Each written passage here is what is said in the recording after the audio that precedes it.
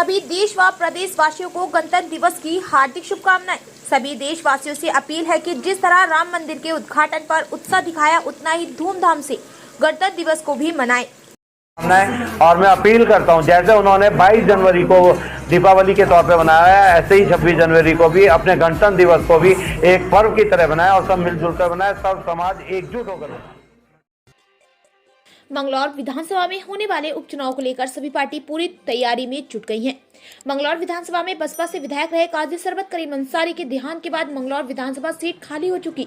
उपचुनाव को लेकर कांग्रेस ने पहले ही काजी निजामुद्दीन को उपचुनाव में प्रत्याशी के रूप में घोषित कर दिया, तभी बसपा से हाजी सरबत करीम अंसारी के पुत्र मोंटी को चुनावी मैदान में उतारने की घोषणा की गई, जबकि भाजपा ने उपचुनाव के लिए अपने प्रत्याशी को मंगलौर विधानसभा में उतारने के लिए मंथन करने में जुटी है।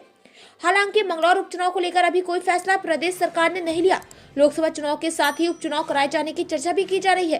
हालांकि मंगलौर विधानसभा सीट पर अभी तक भाजपा अपनी जीत दर्ज नहीं करा पाई। इस उपचुनाव में भाजपा अपनी सीट का सूखापन दूर करने के लिए मजबूत उम्मीदवार उतारकर इस सीट पर भाजपा का परचम लहराने में कोई कमी नहीं छोड़ेगी।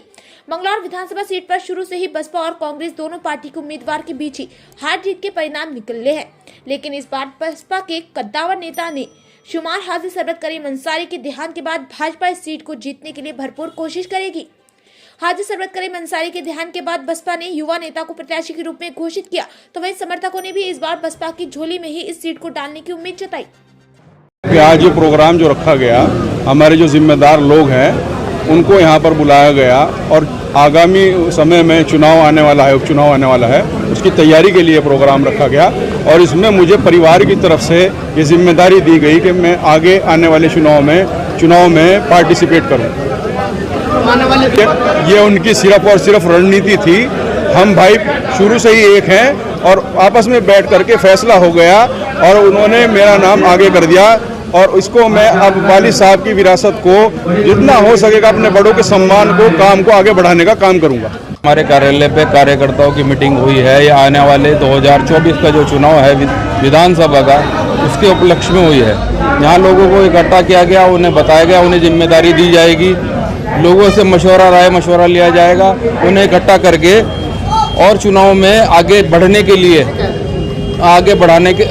हमारे साथ इकट्ठे होकर आज ज़्यादा से ज़्यादा लोग इकट्ठे होकर चले और चुनाव में हमारा सहयोग करें। इसलिए जो हमने बुलाई है तो सभी अपने कार्यकर्ताओं की मीटिंग बुलाई है, जिससे हम मोंटी भाई का ऐलान किया हमने इसमें कि वो हमारे प्रत्याशी होंगे, समान पार्टी के प्रत्याशी होंगे, हाजी सरबत करीम अंसारी के बेटे। तो किस तरह की तैयारी है फिलहाल? तैयारी पूरी चुनाव लड़ने की तैयारी और कैसी तैयारी कर रही है? एक रिकॉर्ड बनाने जा रहे हैं। वो किस बात का? एक योजना में 2 बार हारने का। इसी योजना में पीछे हारे, अब इसी योजना में 2 बार हारेंगे, वो इस रिकॉर्ड बनावेंगे।